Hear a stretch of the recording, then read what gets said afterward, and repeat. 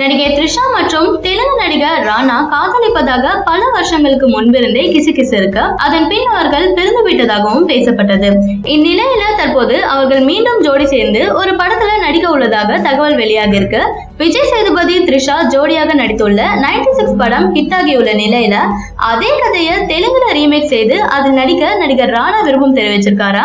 ஹீரோயினா த்ரிஷாவே அதிலும் நடிக்க உள்ளார் என கூறப்படுது. தமிழ் சினிமாவில இன்றைய காமெடி நடிகர்களில் முன்னணி நடிகராக பல படங்கள்ல நடிச்சிட்டு வரவர் யோகி பாபு. ஒவ்வொரு மாதமும் சுமார் 30 படங்கள் ஆரம்பமாவதுன்னா குறைந்தது 20 படங்களாவது யோகி பாபு நடிக்கிறாரு. மேலும் தற்போது விஜயுடன் சர்க்கார், அஜித்துடன் விஸ்வாசம் ஆகிய படங்கள்ல நடிச்சிட்டு வரும் யோகி பாபு துந்தசி இயக்கத்துல சிம்பு நடித்து வரும் தெலுங்கு படத்தின் ரீமேக் படத்துல நடிக்க ஒப்பந்தமாக இருக்காரு.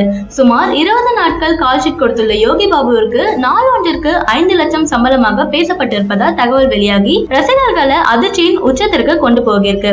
ஆனா இந்த தகவல் எந்த அளவிற்கு உண்மை என்பது தெரியலன்னாலும் யோகி பாபுவுக்கு அவ்வளவு சம்பளம் இருந்தாலும் இருக்கலாம் என நெட்டிசன்கள் கூறிட்டு வராங்க. அஜித் எப்பவுமே மற்றவர்களுக்கு ஒரு உதாரணமா இருக்கக்கூடியவர். சமீபத்துல இவர் தனக்காக காத்து கொண்டிருந்த ரசிகர்களை கலைப்பான தருணத்திலும் சந்தித்து புகைப்படம் எடுத்துக்கொண்டாரு.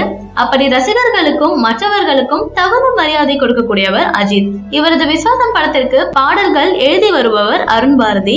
இவரும் இவரது மனைவியும் அஜித்தை நேரில் சந்தித்து வாழ்த்து பெற்றிருக்காங்க.